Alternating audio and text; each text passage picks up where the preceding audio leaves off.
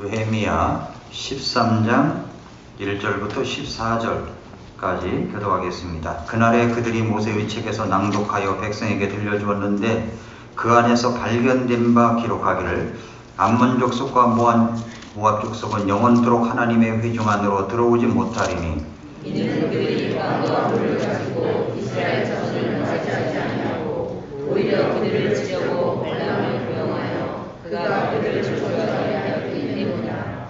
그러나 우리 하나님께서 그 저주를 돌리사 보기 되게 하셨다 하였으므로 이제 그들이 그 법을 듣고 섞여 사는 모든 무리를 이스라엘에서 분리시켰더라.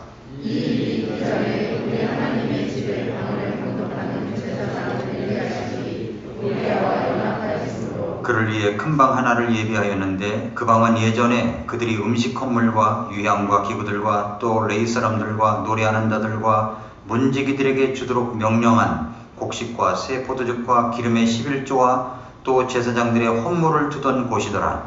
그러나 이 모든 기간에 내가 예루살렘에 있지 아니하였나니 바벨론 왕 아닥사스다의 제 32년에 내가 왕에게 갔다가 며칠 뒤에 왕에게서 휴가를 얻어 예루살렘에 와서 엘리야십이 도비아를 위해 하나님의 집들의 방을 예비함으로써 그를 위해 행한 그 악한 일을 알게 되었노라. 그 일로 인해 내가 심히 근심하였으므로 도비아의 모든 집안 물건을 그 왕 밖으로 내던지고 그때 명령하여 그들이 그 방을 정결하게 하였으며 내가 하나님의 집의 기구들과 음식 건물과 위향을 다시 거기로 가져다 놓았더라.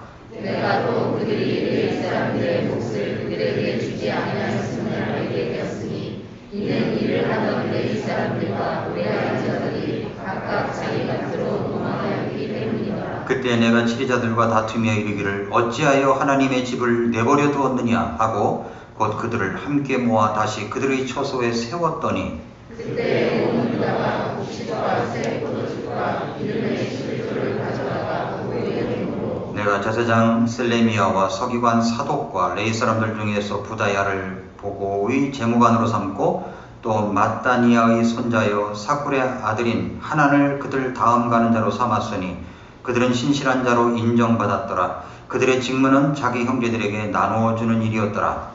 오 내 하나님이여 이 일에 관해 나를 기억하옵소서. 내 하나님의 집과 그 집의 직무들을 위해 내가 행한 나의 선한 행실을 지워버리지 마옵소서. 아멘. 하나님 아버지, 오늘도 하나님의 집에 모여 영과 진리로 예배드리며 우리 구주 하나님을 찬양할 수 있도록 하심을 감사합니다. 지금도 하나님의 왕좌 우편에서 우리를 위하여 중보 기도를 하고 계시는 주님, 우리가 무너지지 않도록 견고하게 되도록 살아나도록 주님께서 지금도 간구하고 계심을 믿습니다. 어렵지만 힘들지만 주님의 도우심을 힘입어 다시 일어서는 저희들이 되게 하여 주시옵소서. 오늘 말씀을 통해서 하나님의 큰 복 내려 주시옵소서. 예수님의 이름으로 기도합나이다. 아멘. 자리에 앉으시겠습니다. 느헤미야 강해를 코로나가 시작될 때쯤부터 시작을 해서 이제 거의 이제 맞춰지게 됩니다. 오늘과 그리고 이제 다음 주에 하면은 이제 끝내게 됩니다. 이제 느헤미야 13장을 이제 관찰하면서 이게 보면서 제목을 책망과 바르게 세움이라고 하는 제목을 세웠습니다. 오늘 말씀은 믿음의 공동체를 향한 책망과 바르게 세움이라는 말씀입니다. 성경은 거룩한 하나님의 말씀입니다.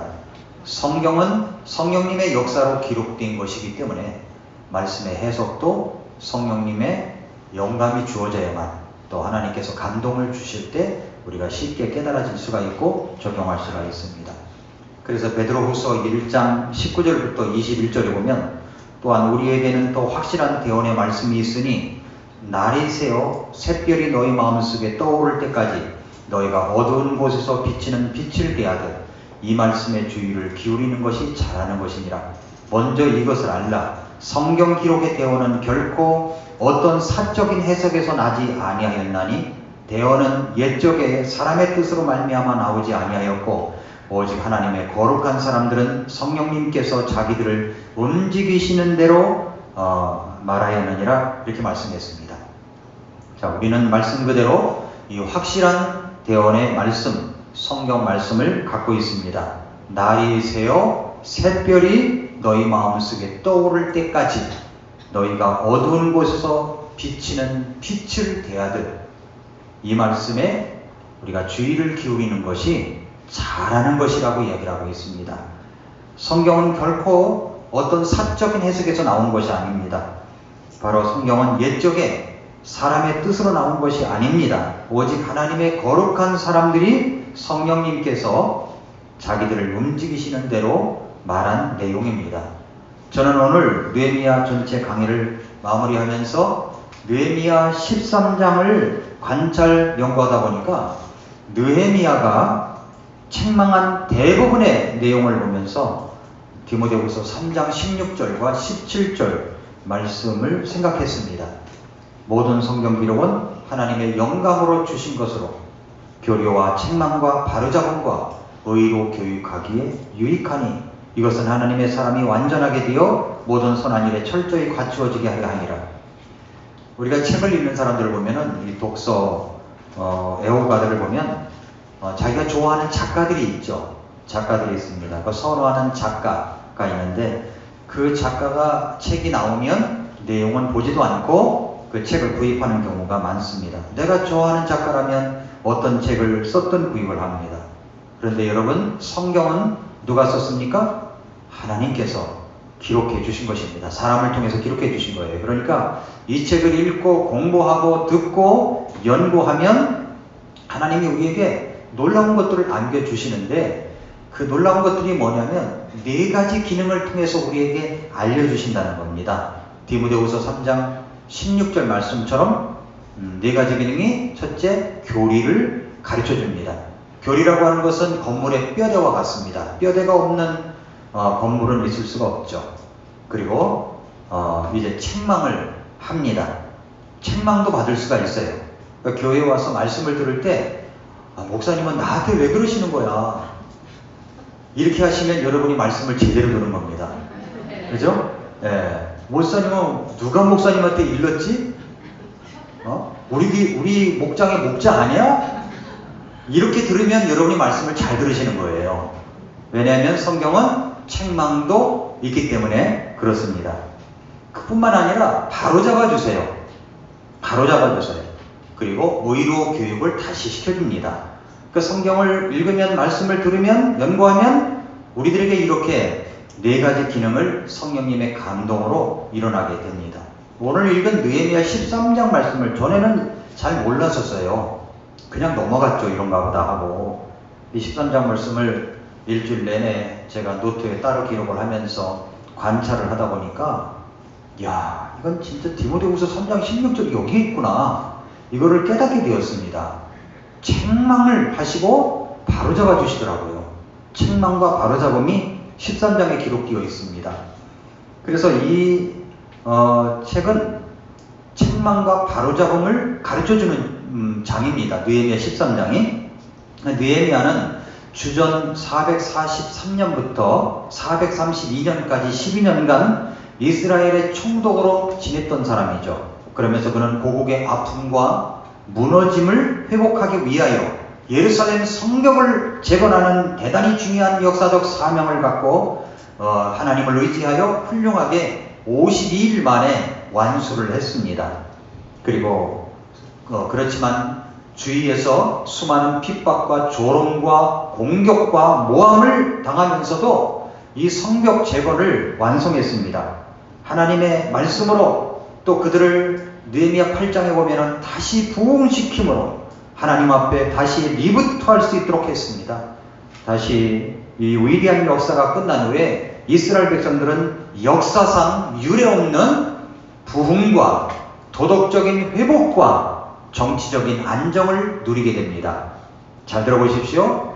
영적인 부흥과 도덕적인 회복과 정치적인 안정을 누리게 됩니다. 비록 아직은 해방이 되진 않았지만 그 정치적인 안정을 누리게 되었습니다. 한 사람의 지도자 느헤미야를 통해서 이루어진 놀라운 역사입니다. 나라의 지도자가 바로 서 있다면 이런 결과가 나타나는 것입니다.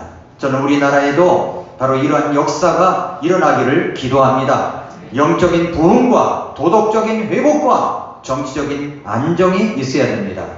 그렇게 한 다음에 느헤미야는 총독의 봉직을 마치고 잠시 메데 페르시아로 떠납니다. 그런데 느헤미야가 부재 중에 이스라엘 백성들의 좋지 못한 모습들이 나타나는 거예요. 자기들이 행복한 삶, 번영을 누리는 삶을 살다 보니까 백성들의 마음이 해이해지기 시작했습니다. 지도자들도 제 역할을 다하지 못하는 현상이 일어났습니다. 해야 할 기본적인 영적인 일을 하지 않고 그냥 넘겨버릴 때가 많았습니다. 여러분, 타락은 한꺼번에 일어나는 것이 아닙니다. 타락은요, 조금씩 가는 겁니다. 여러분, 롯이 아브라함과 헤어지고 소돔성으로 들어갈 때 한꺼번에 들어갔나요? 아닙니다. 소돔 쪽을 향해서 텐트를 쳤다가 조금씩 하다 보니까 나중에 창세기를 읽다 보니까 롯이 소돔 성문에 앉아있는 모습을 볼 수가 있잖아요. 타락도 마찬가지입니다. 한꺼번에 타락하지 않아요. 조금씩 누적되어서 타락하게 되는 겁니다. 정신줄을 놓아버리면 그렇게 되어버립니다. 그래서 성경은 정신을 차리라는 말씀이 종종 나타나는 것입니다.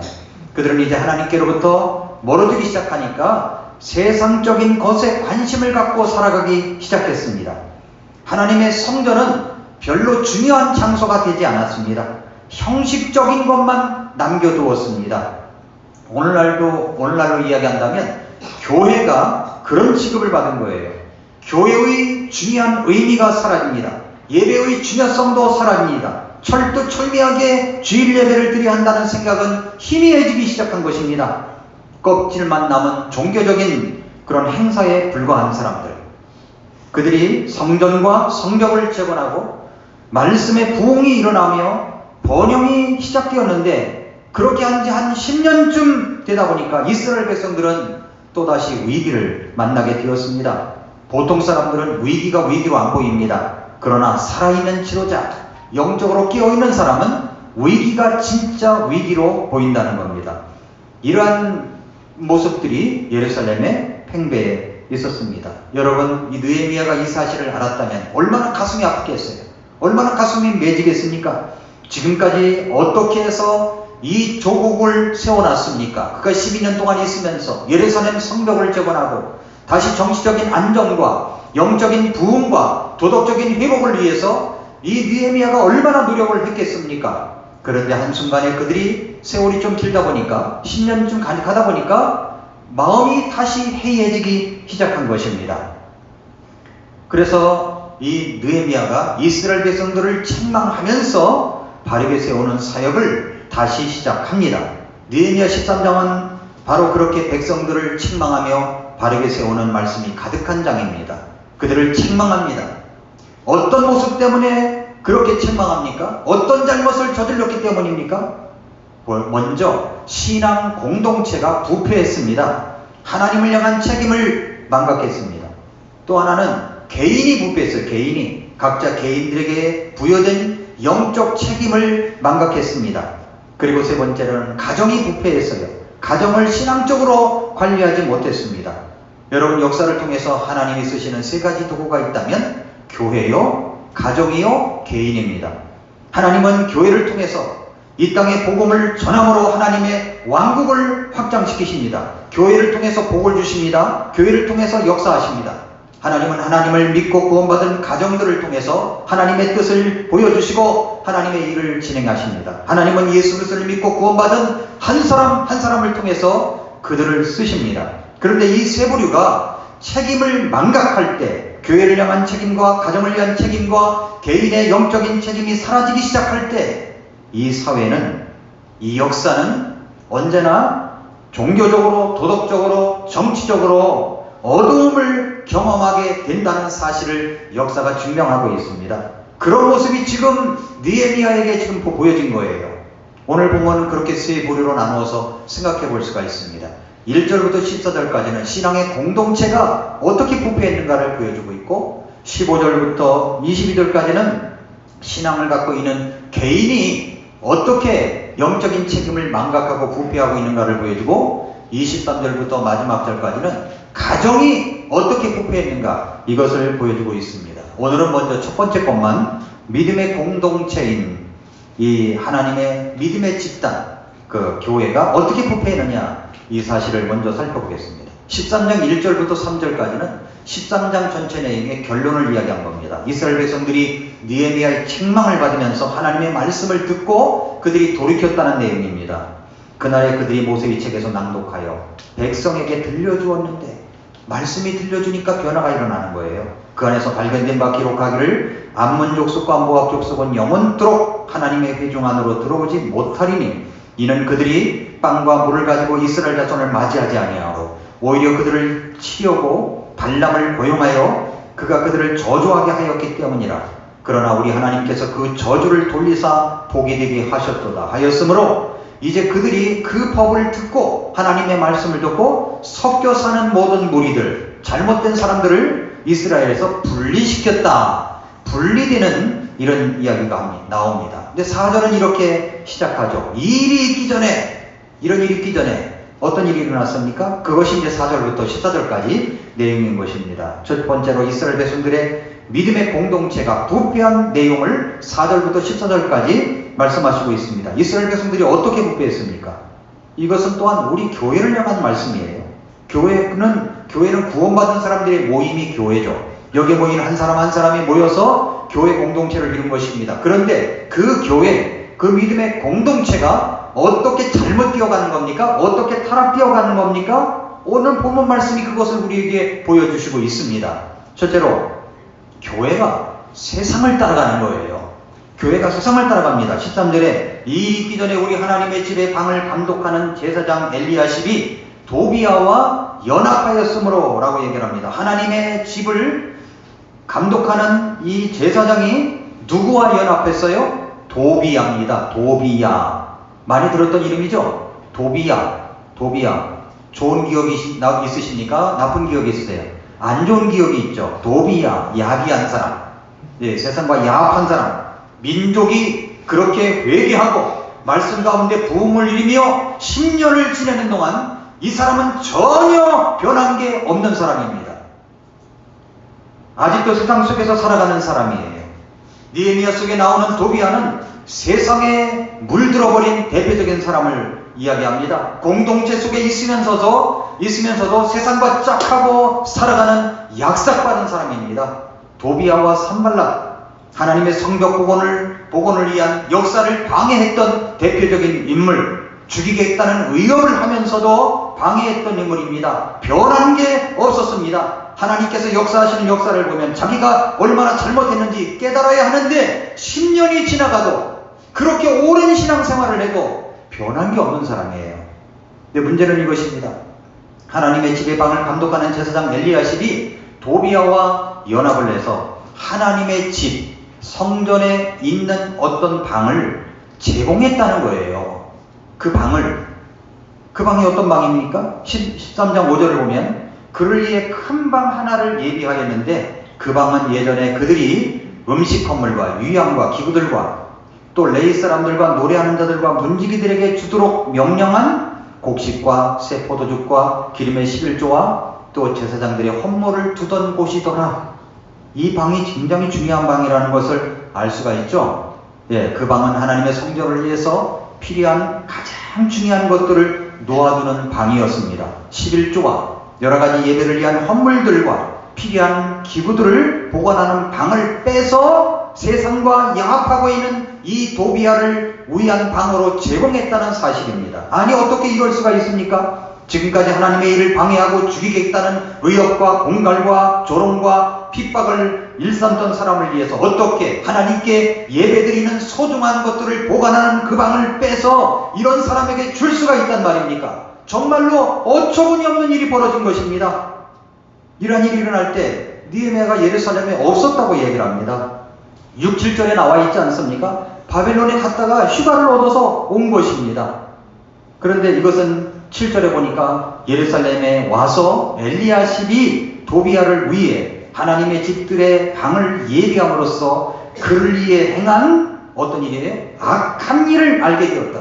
이건 악한 일이라는 겁니다. 하나님의 예배를 위하여 두었던 그 방의 소중한 것들을 보관하는 방을 빼가지고 세상과 야합하는 사람을 위해서 제공했다는 것이 하나님 보시기에 이것은 악한 일이었다고 이야기하고 있습니다. 악한 일이었어요.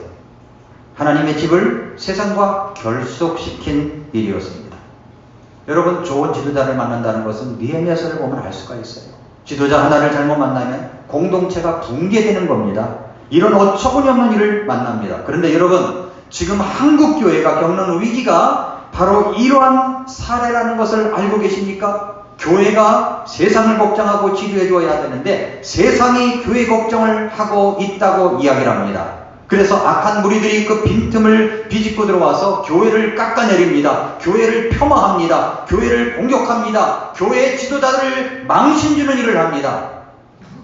법학자 이정훈 교수가 자신이 예수님을 믿기 전에 자신이 회개하고 예수님을 믿기 전에 바로 이러한 일을 했다고 고백하고 있습니다. 어떻게 하면 교회를 파멸시킬까를 연구하는 집단에 자기가 속해 있었대요.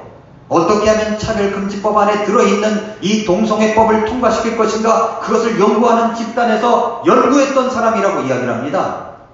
여러분, 지금도 교회를 폄하시키고 교회를 공격하고 어떻게 하면 이 교회가 세상과 연합이 되게 만들어서 교회를 갖다가 무너뜨리게 할 수 있을까, 이것을 연구하는 집단이 있습니다. 무서운 일입니다. 이러한 일이 벌어지고 있어요. 여러분, 그래서 이 법학자 이정훈 교수가 자신이 예수님을 믿고 나서 보니까 이 모든 것이 아니라는 것을 깨닫고 이제는 교회를 보호하고 교회를 방어하고 잘못된 사람을 공격하고 이런 논리적인 그런 사람으로 변해버렸습니다. 제가 말씀드리려고 하는 것은 이것입니다. 교회를 공격하고 해치려는 연구 집단이 있다는 사실이에요. 여러분, 교회가 세상과 연합하게 만드는 거예요. 연합. 세상을 교회 안에 들어오면 자연스럽게 영적인 것에 둔감하게 됩니다. 영적인 것에 둔감해요. 저는 가장 그것이 어떤 것이냐를 생각해 봤더니 그게 음악이 아닌가 생각이 들어요. 음악. 우리 아이들부터 부르는 노래들이 다 그래요.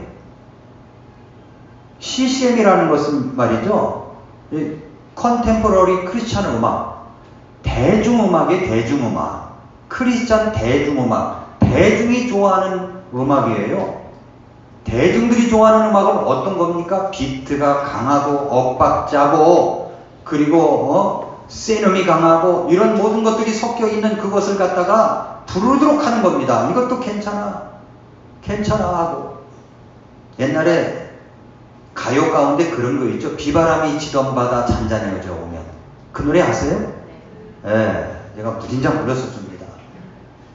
그런데 그걸 갖다가 가사를 바꿔서 나를 사랑하는 주님, 가사를 바꿔서 부른 적이 있어요. 그렇게 하면 안 되는 건데, 그렇게 하면 안 되는 건데, 그런 세상이 되어버렸습니다. 그러니까 세상적인 어떤 음악이든 상관없는 거예요. 어떤 음악이든 상관없는 거예요. 거기에 가사만 그냥 그럴듯하게 갖다 붙이면 되는 겁니다. 그러면 교회에서 부르게 하는 겁니다. 교회에서. 그럼 어떻게 됩니까? 정말로 신실한 그 영성이들이 사라져버려요. 물론 손을 들고 뭐 찬양을 부르고 하다 보면 감성이 오겠죠. 그러나 변하지를 않아요. 변하지를. 자기 감성에 취해서. 여러분, 저는 교회 안에서 우리 아이들이 클래식을 많이 들어야 된다고 생각이 들어요. 우리 아이들 바이올린 하는 것 보면은 다 클래식이잖아요. 클래식을 많이 해야 된다고 생각이 들고 찬송가를 많이 불러야 된다고 생각합니다. 그렇게 많이 불러놔야만 세상 속에 나가면 세상 음악을 저절로 듣게 되는데 지금 이 뭔가 균형을 이루지. 세상 속에서도 세상 음악, 교회 안에서도 가사만 그럴듯하게 붙인 세상 음악, 이렇게 불러버리면 교회가 거룩성을 잃어버리고 잘못된 모습으로 바뀌어져 간다는 것입니다. 그것이 바로 저는 그것이 사탄의 공격이라고 생각이 됩니다. 교회를 어떻게 하면 깎아내리고 어떻게 하면 무너지게 할까 연구하는 집단이 그것을 생각하지 않았을까요? 음악이야, 음악. 음악으로 집어넣어버려야 돼. 그리고 복장으로 챙겨놔야 돼. 복장. 그냥 뭐 세상에서 아무렇게나 입는 옷을 교회도 그냥 입게 하면 돼. 이런 모습들이 아닌가 생각이 됩니다. 이것뿐이겠습니까? 세상적인 가치관, 세상적인 사고방식, 모든 것을 세상의 기준에 맞추어 교회를 평가하고 일을 하려고 하는 것, 이러한 것이 바로 교회 안에 들어와 방을 차지하고 있는 현대판 도비아가 되어버리고 말았다는 겁니다. 느헤미야는 이런 모습을 보고서 근심했어요. 13장 8절에 보니까 그 일로 인해 내가 심히 근심하였으므로, 영적인 지도자는 이런 근심이 있어요. 그 고민하고 근심합니다. 지난주 수요일날 강동구청으로부터 공문을 받았습니다. 정석인 총리께서 발표하신 그 내용 그대로, 질병관리본부에서 지침을 내린 내용 그대로 구청에서 보내는 공문을 보내온 거예요. 교회를 마치 감염 온상소로 취급하고 있습니다. QR코드 전자명부를 준비하고 사용하지 않으면 300만 원의 벌금에 부과될 수 있다는 아주 강압적인 내용이었습니다. 그리고 교회 소모임은 교회 안에서도 할 수 없지만 나가서도 할 수 없다는 그런 내용이었습니다. 참 기가 막혔어요. 그리고 교회만 그렇게 해놨습니다. 사찰도 없고 성당도 없어요. 교회만 그렇게 해놨습니다. 이 내용을 보고 너무 화가 났습니다. 그래서 강동구청에 거기 담당자 이름이 써있기 때문에 전화를 했습니다. 그랬더니 전화를 받자마자 우리는 수기로 모든 성도님들이 체온을 재고 이름을 쓰고 전화번호를 적고 다 사인을 하고 그리고 들어와서 수기 명부를 갖고 있는데 QR코드를 도입하는 이 전자명부를 갖는다는 게 무슨 말이냐. QR코드는 문제가 있다. 그랬더니 이분이 그 말을 듣자마자 우리는 모릅니다. 우리는 상관이 없습니다. 이것은 질병관리본부에서 그냥 하달한 거를 자기들이 그냥 보낸 것 뿐입니다. 이렇게 이야기를 하더라고요. 질병관리본부 전화번호를 대보라고 했습니다. 그랬더니 1339입니까? 1339를 대주더라고요. 그래서 전화를 거기를 했더니 이제 뭐 담당자가 받겠습니까? 안내하는 사람이 받겠죠. 그래서 제가 그런 내용을 하니까 메모를 해서 전해주겠다고 그런 얘기를 했습니다. 여러분, 이 QR코드 자체가 이것을 물론 편리성이 있겠죠. 대형 교회는 그렇게 쓰는 교회도 있어요. 다른 사람 어찌 하든지 제가 볼 때는 그것은 QR코드를 갖고서 사람을 관리하는 나라가 그렇게 몇 안 됩니다. 근데 왜 이렇게 앞장서서 그걸 하려고 합니까? QR코드 모든 정보를 갖다가 자기들이 가져가면 어떻게 되는데 누가 믿는지 몇 시에 교회 왔는지 알 거 아닙니까? QR코드 그 내용을 가지고서 어디를 가는지 다 파악이 될 거 아니에요.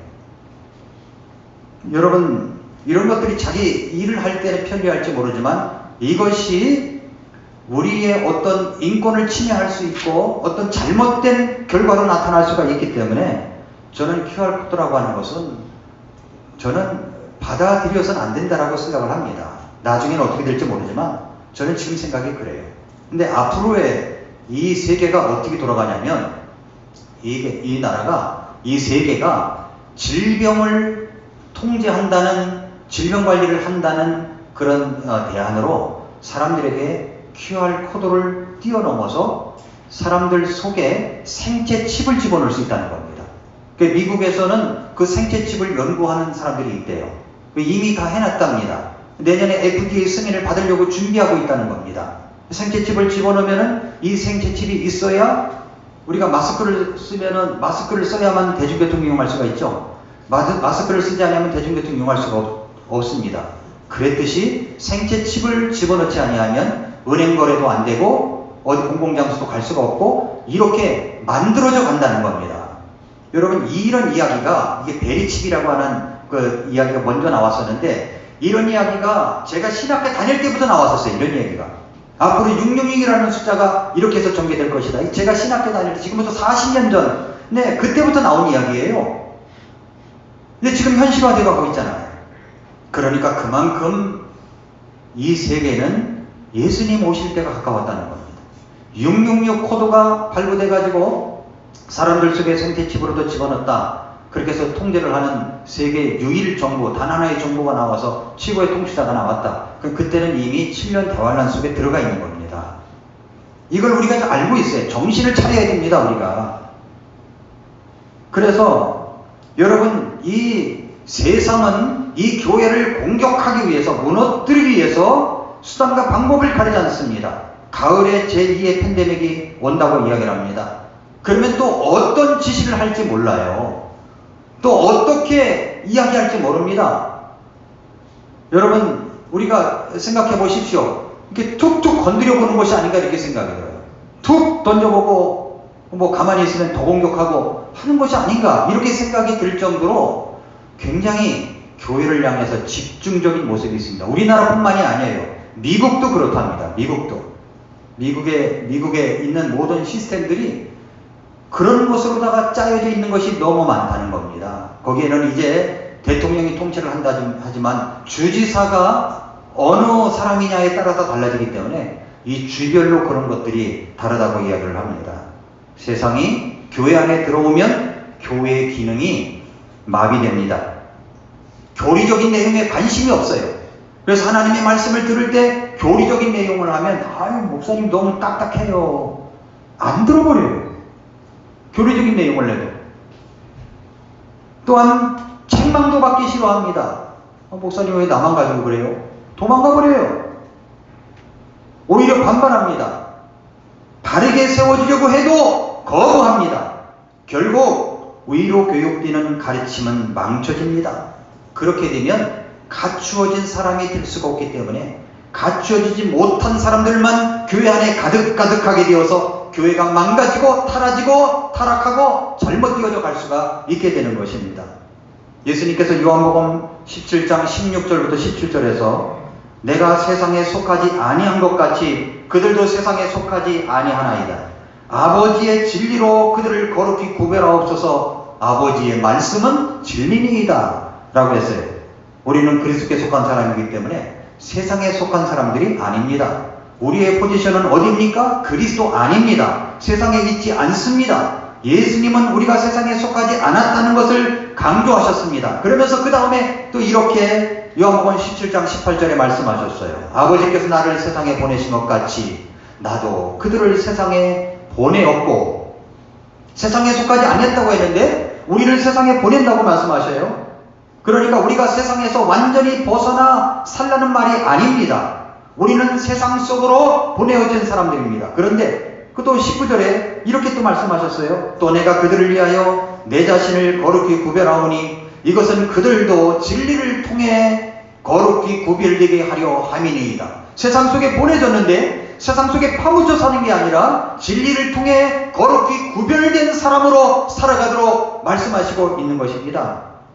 17장 15절에서 나는 아버지께서 그들을 세상에서 데려가시라고 기도하지 아니하오며 다만 그들을 악에서 지켜주시라고 기도한다고 말씀하셨습니다. 세상 속에 살면서 악에서 지켜주시도록 기도하면서 세상에 속하지 않으면서 구별된 모습 속에서 우리는 빛과 소금의 역할을 감당하며 예수님의 복음을 전해야 될 사람들이 바로 우리들인 것입니다. 코로나로 인하여 우리는 전도하기 쉽지 않은 시대 속에 들어왔습니다. 그렇다고 우리가 입을 다물고 있으면 세상적 요소들은 우리의 생각 속에, 우리의 행동의 습관 속에 자리 잡게 될 것입니다. 입을 열어서 말해야 됩니다. 입을 열어서 말해야 돼요. 제가 근간에 졸지에 유튜버 구독자가 1000명이 넘었습니다.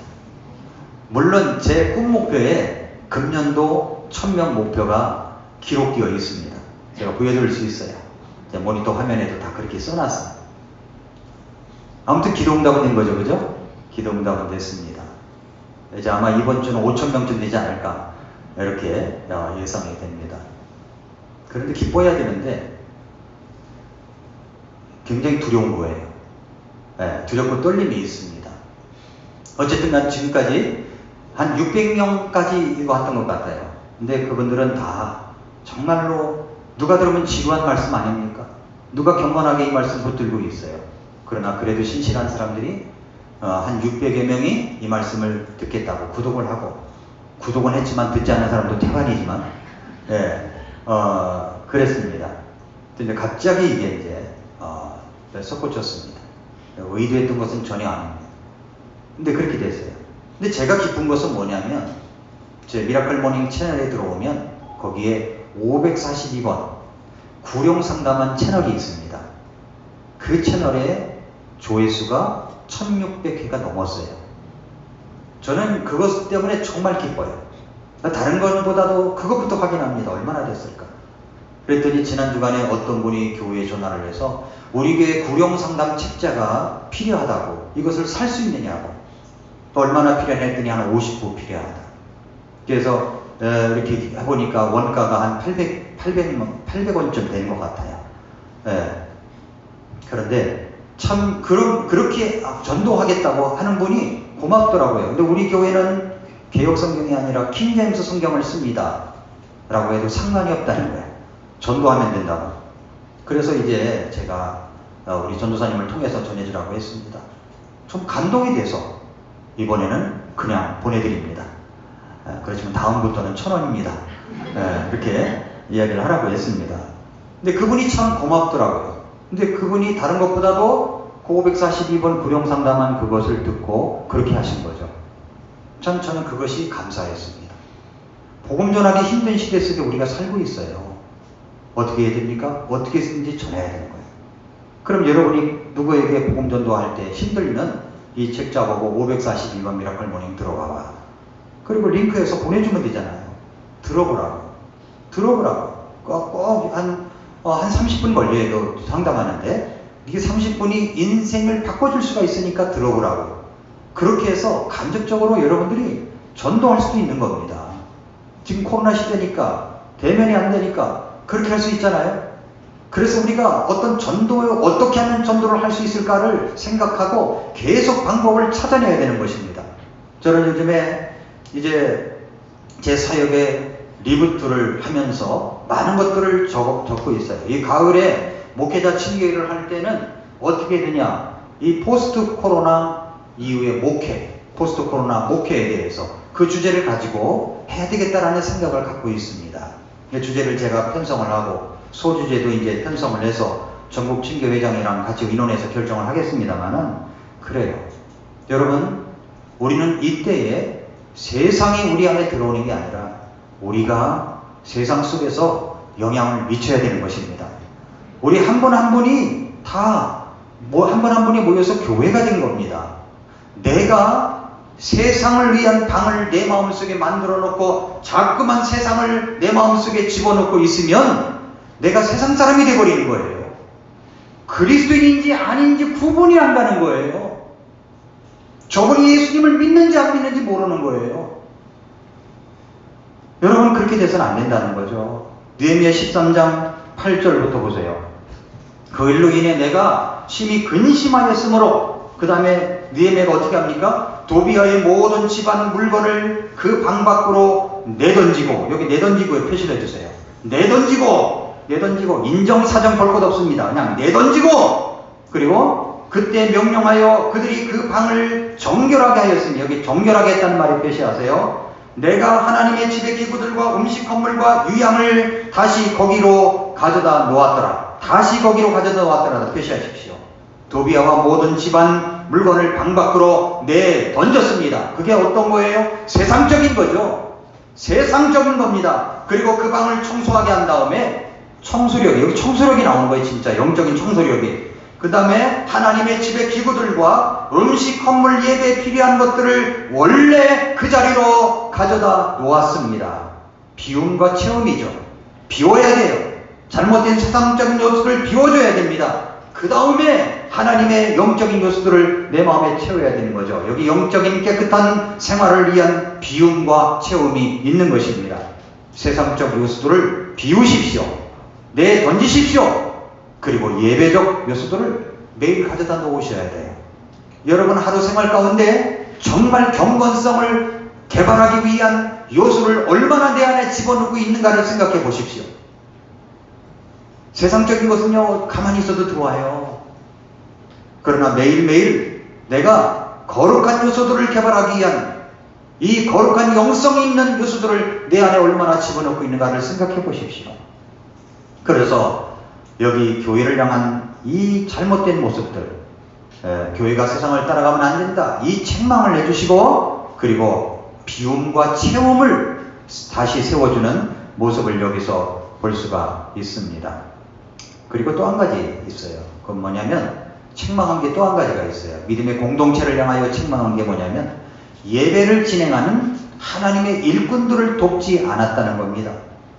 이스라엘 백성들의 믿음의 공동체를 이루면서 하나님을 예배하는데 세움을 입은 사람들이 있었죠. 그 사람들이 바로 레위 사람들입니다. 그들의 필요도 있습니다. 그런데 그 방을, 그 11조를 갖다 놓고 또 하나님의 성전의 기구들, 헌물들을 갖다 놓는 방을 빼고 세상 사람 도비아를 갖다가 앉혀놔 버렸으니 거기에 창고에 뭐가 남아 있었겠습니까? 그 공급을 받지 못하니까 레위 사람들이 도망을 했대요. 10절을 보세요. 내가 또 그들이 레위 사람들의 몫을 그들에게 주지 아니하였음을 알게 되었으니 이는 일을 하던 레위 사람들과 노래하는 자들이 각각 자기 밭으로 도망하였기 때문이더라. 여기 성전 예배에 관계된 사람들은 필요가 채워지지 않으니까 도저히 살 수가 없어서 생계를 위해 일할 곳을 찾아 도망갔다고 말합니다. 느헤미야는 지도자들을 불러 세웁니다. 11절에 보면은 그때 내가 지도자들과 다툼에 이르기를 어찌하여 하나님의 집을 내버려 두었느냐. 지도자들을 불러놓고 어찌하여 하나님의 집을 내버려 두었느냐. 야단을 칩니다. 책망을 합니다. 그리고 다시 그들을 함께 모아 다시 그들이 처소에 세웠다라고 얘기를 하죠. 세웠다. 그리고 나서 다시 12절 13절에 그때 온 유다가 곡식과 새 포도즙과 기름의 11조를 가져다가 보고에 두므로 그 보고 그 방에 내가 제사장 셀레미야와 서기관 사독과 레위 사람들 중에서 부다야를 보고의 제무관으로 삼고 또 마따니아의 손자여 사꿀의 아들인 하나를 그들 다음 가는 자로 삼았으니 그들은 신실한 자로 인정받았더라. 그들의 직무는 자기 형제들에게 나누어 주는 일이었더라 말씀합니다. 그 방 안에 예배 필요한 모든 것들을 갖추어 놓으면서 레위 사람들 하나님께 예배 드려진 평생의 사역자들을 위하여 나누는 일을 맡을 자를 임명합니다. 세속적인 일에 물들다 보면요, 세상적인 것에 내가 가득하다 보면 교회 사역에 관심을 안 둬요. 교회 필요에도 관심을 두지 않습니다. 여러분이 드려지는 헌금과 물질은 하나님의 사역에 쓰여집니다. 우리 집사님들을 세운 것은 주님의 사역자들을 돌아보고 그리고 교회의 전반적인 일을 돌아보라고 세운 것입니다. 제가 담임 목사이기 때문에 말씀드리는 것이 아닙니다. 이게 원리예요, 원리. 누가 담임 목사라고 할지라도 여러분 사역자라도 어려운 것은 없는지 살필 줄 알아야 되는 겁니다. 살필 줄 알아야 돼요. 그리고 우리의 선교사들에게 관심과 애정을 가져야 배워야 된다는 것입니다. 교회는 풀타임 유급자 사역자가 있고 파트타임 유급자 사역자가 있고 그리고 헌신 봉사자들이 있습니다. 어느 교회든 이 세 부류로 나눠져요. 헌신자들이 있습니다. 모두 하나님의 사역을 위해 필요한 사람들을 세운 것입니다. 그래서 다시 세운 겁니다. 느헤미야가 다시 세웠어요. 예배의 회복을 위해서 다시 세운 것입니다. 그래서 12절에 그랬죠. 그때 온 유다가 곡식과 새 포도즙과 기름의 11조를 가져다가 보고에 뒀다라고 합니다. 여기는 우리가 여기서 11조의 의미를 새겨둬야 됩니다. 11조는 내가 받은 것, 내가 소득이 된 모든 것이 다 하나님의 것이라고 인정하고 나는 청지기인데 내가 그것을 받았습니다 라는 이 청지기적 표시로 10분의 1을 주님 앞에 드리는 겁니다. 그게 청지기의 모습이에요. 청지기로서 잘 맡아 관리하겠다는 표시이기도 합니다. 그뿐만 아니라 11조와 기타 다른 헌금은 사실 헌신의 표현입니다. 11조를 드린다는 것은 내가 하나님 일에 구체적으로 관심을 가지고 있다는 표현입니다. 내가 땀을 흘려 번 이 물질, 정말 소중하게 번 이 물질을 하나님의 사역을 위해서 구체적으로 드림으로써 내가 하나님의 사역과 복음을 위하여 하나님의 왕국에 관심을 가지고 있음을 주님께 보여드리는 것입니다. 유명한 설교가였던 홉스 목사님은 11조에 대해서 이렇게 말했어요. 11조가 하나님의 백성들의 율법에 대한 순종을 시험하는 것이라면 11조 이상을 드리는 것은 하나님께 대한 우리들의 사랑을 시험하는 것이다. 시험하는 것이다. 사실 많은 성도님들이 11조 이상을 드립니다. 11조만 드리는 게 아니잖아요. 우리가 또 선교하자 하니까 성경헌금 드리고 뭐 하자 그러면 또 다른 헌금 드리고 그러지 않습니까? 그렇게 드리고 있어요. 그런데 또 어떤 사람들은 이 11조는 구약적인 것이다. 율법적인 것이다. 그 11조는 없다 주장하는 사람들이 있습니다. 그러면서 그것은 자원하여 억지로나 인색함을 아니라 자원하여 즐거움으로 드리면 끝난다 라고 얘기를 해요. 그럼 그 기준이 어디입니까? 기준이 어느 선이에요? 어느 선이에요? 제가 말씀드리는데 그렇게 믿고 있는 사람들은 23% 이상을 드려야 되는 겁니다. 왜냐하면 구약의 11조 하나님 앞에 드릴 때 이렇게 저렇게 합치면 23% 이상이에요. 기준이 있어야죠. 기준이. 자기가 적게 드리기 위한 핑계로 없다라고 주장을 한다면 그건 잘못된 거죠. 이렇게 믿건 저렇게 믿건 많은 사람들이 하나님 앞에 드릴 때 11조 이상을 드리는 것을 볼 수가 있습니다. 11조냐 아니냐 그것보다는 하나님 앞에 기쁨으로 하나님의 사에게 필요한 것을 우리가 주님 앞에 드린다는 거죠. 이 책임을 망각하고 있는 그 이스라엘 백성들의 지도자들에게 야단을 친 거예요. 이야기한 겁니다. 책망을 한 겁니다. 그리고 다시 바르게 세워지는 일들을 감당했습니다. 느헤미야는 첫 번째 믿음의 공동체를 향한 책망과 그리고 바르세움을 기도로 마무리합니다. 14절 보세요. 오내 하나님이여 이 일에 관해 나를 기억하옵소서. 내 하나님의 집과 그 집의 직무들을 위해 죄송합니다. 내가 행한 나의 행실을 지워버리지 마옵소서. 내가 행한 나의 선한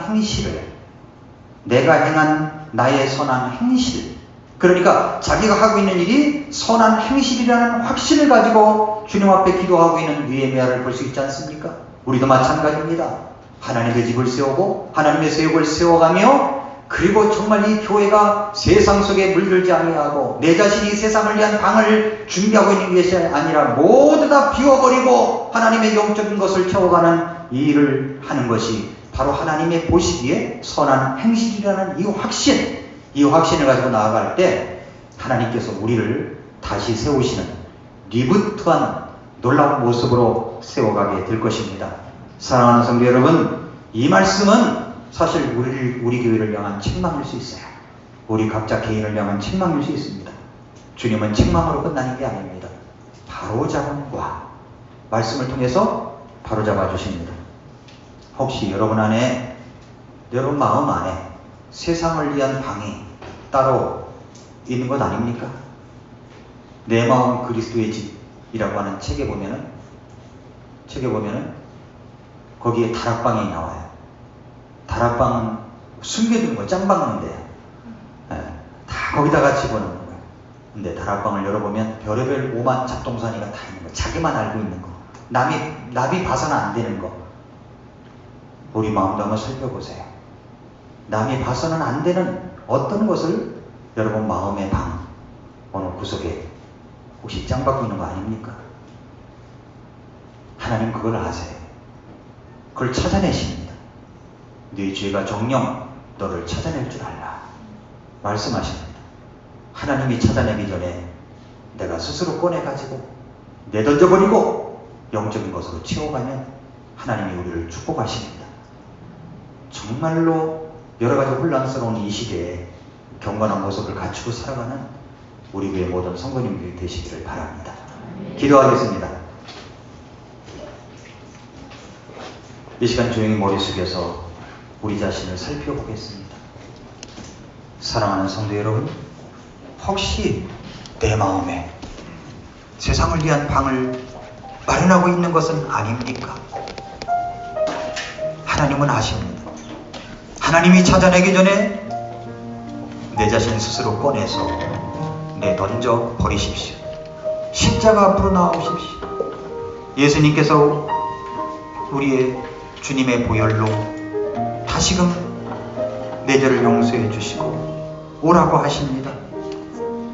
약하고 추해도 주께로 나가면 힘주시고 내 추한 죄 곧 씻어 주십니다.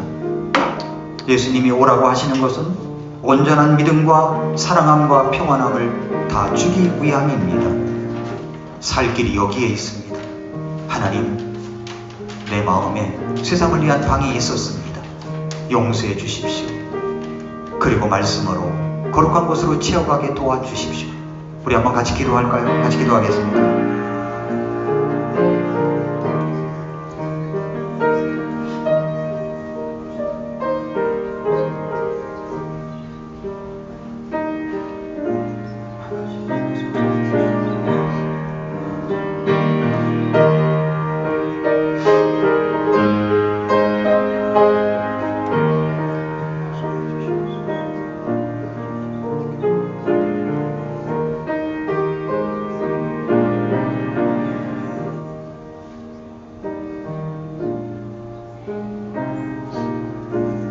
하나님 아버지 감사합니다. 오늘도 느헤미야 말씀을 통하여 느헤미야의 책망과 바로 세움을 통해서 하나님의 말씀은 우리에게 바로 교리와 책망과 바르게 함과 그리고 의로 교육하기에 유익된 이 말씀이라는 것을 깨닫게 해주시고 우리 자신을 돌아볼 수 있게 해주심을 감사드립니다.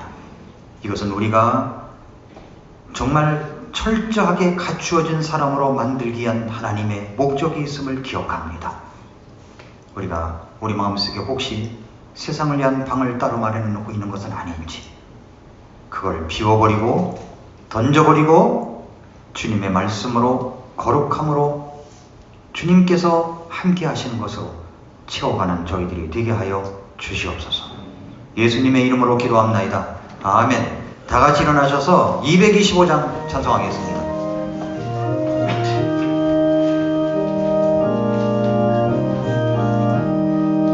내 주의 보혈을 정하고 정하다 내 죄를 정케 하신 주날